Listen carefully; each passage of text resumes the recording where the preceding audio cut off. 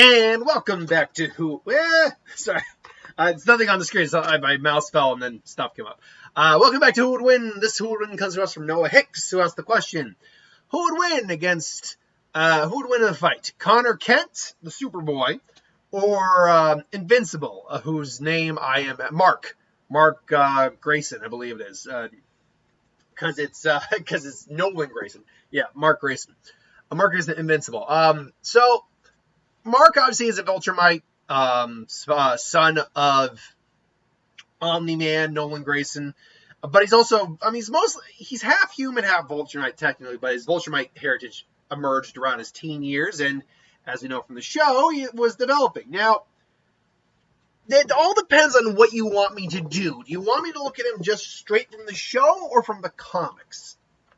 Because there's a lot we can basically kind of get a definitive winner right from the gate if we're talking about the comics. Spoilers right there. But yeah, basically he has all the basic Kryptonian abilities like you'd get from a character like Omni-Man, who's a Superman kind of ripoff. He's got super speed, endurance, super strength, flight. They do not possess heat vision, however. In fact, they're actually weak to high levels of plasma from like a star.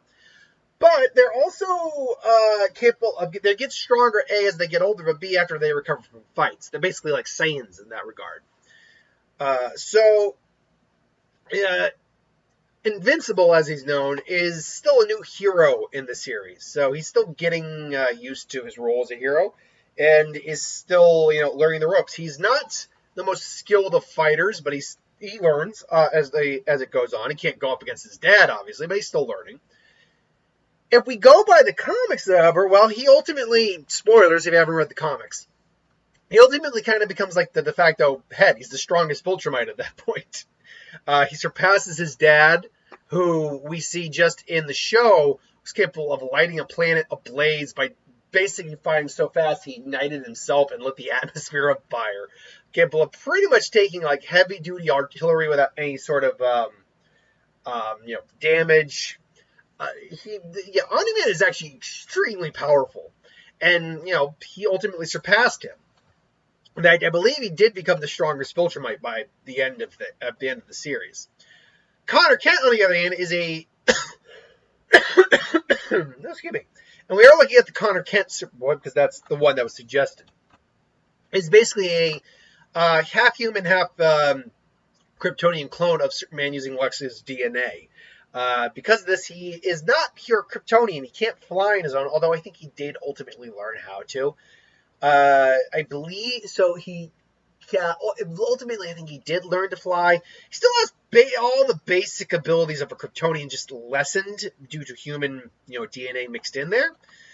As he's not anywhere near as strong as someone like Superman.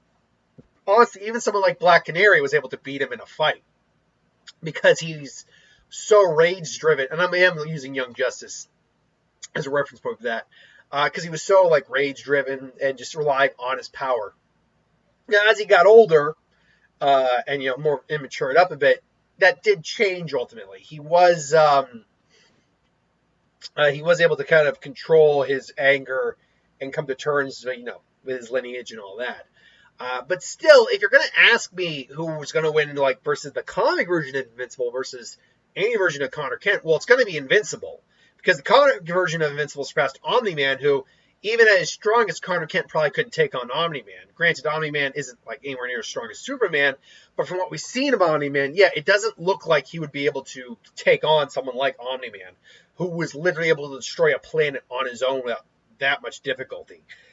And Invincible had long since surpassed him by the end of the series. Now, if we're looking at just the beginning part of the series, just like the first season, the animated series of Invincible, well, okay, now you're having a different conversation there, because this is not only Invincible who's much weaker, but Invincible is just starting out, so he's still learning the ropes. What he does have over Connor, at least from both their initial inceptions, is that he still does have the ability to fly. How strong he is versus Connor, well, that's really up for debate at that point. I would say Connor probably has the strength advantage. In fact, he probably actually has most of the advantages, because his Viltrumite heritage really was only just awakening. As he got older and stronger, it would take over his physiology a bit more, durability, all that. So, I mean, these two would probably duke it out. You'd think he's probably another Viltrumite. Connor's thinking he's another Kryptonian. They duke it out. And unfortunately, Connor's going to start overwhelming him fast. He does also have heat vision, which is a problem. Not that it's an extreme problem, but it is a problem, especially for a young Viltrumite like Mark is. The only advantage Mark really does have is he has consistent flight, whereas Connor's flight, again, I do believe he ultimately gained it later on. Connor's flight definitely took time to access, so he had to learn how to use it a bit more effectively. Whereas Mark always had flight when he accessed his powers. You see that pillow over here. He already thinking words here.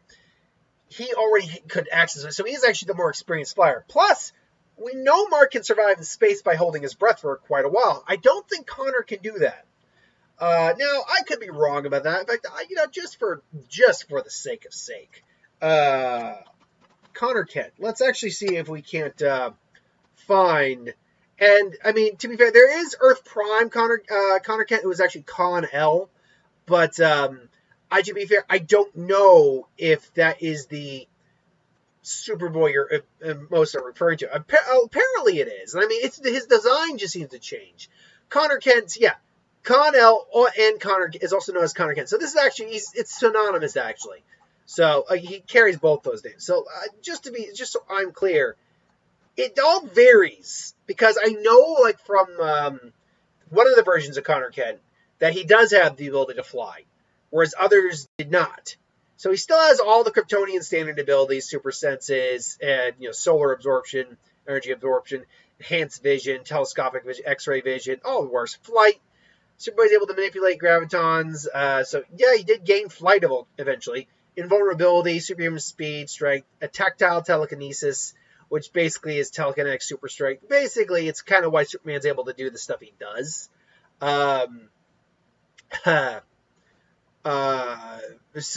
Because Superman, the boys even had the plane episode of why Homelander just couldn't do what he did. He's also got advanced hand-to-hand combat experience, vulnerability to red sun radiation, Kryptonian physiology, including kryptonite and magic. But he's also very arrogant and yellow sun processing. Apparently because he absorbs less solar energy than Superman as an adult, Superboy was unable to process as much yellow sun energy as Superman could. As a result, overtaxing or overexerting his powers could actually spell his death, as his body would literally begin to feed on itself, unable to absorb solar energy fast enough to restore itself. That is a big weakness, actually, for someone like a Kryptonian, whose powers come from the yellow sun radiation. The question is, would Connor be able to hold out long enough for that to really play a factor? I don't know, really, to be honest. I don't think at least early stages, because early stages, I feel like Connor Kent is probably comparable to someone like Omni-Man rather than Superman, because we know Omni-Man's just no Superman. He's just not. But I don't think he's comparable beyond that. And we know Invincible couldn't really take on Omni-Man really at all in their early seasons. As, he got stronger, the gap started to close. But if we're talking about first season, as we see in the animation, the series, no, there's no way he could take on Omni-Man. And if Connor, as I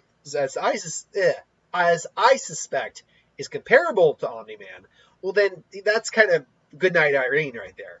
I would probably have to say that Connor wins the fight against early series Invincible. End of the series, end of the run Invincible, that one goes to Invincible. I have no doubt about that. But early series, or I keep saying series, but let's say series. Yeah, that makes sense. Early series, before Omni-Man, leaves Earth. Yeah, that one might go to Connor. So I guess the final question is, if we're looking at these guys from how they started out in the beginning, both of them, and we look at more, say, the Young Justice version, of Connor, would that version lose to Invincible? I actually think, yeah, that version probably would, if we're just looking at Young Justice version of Connor.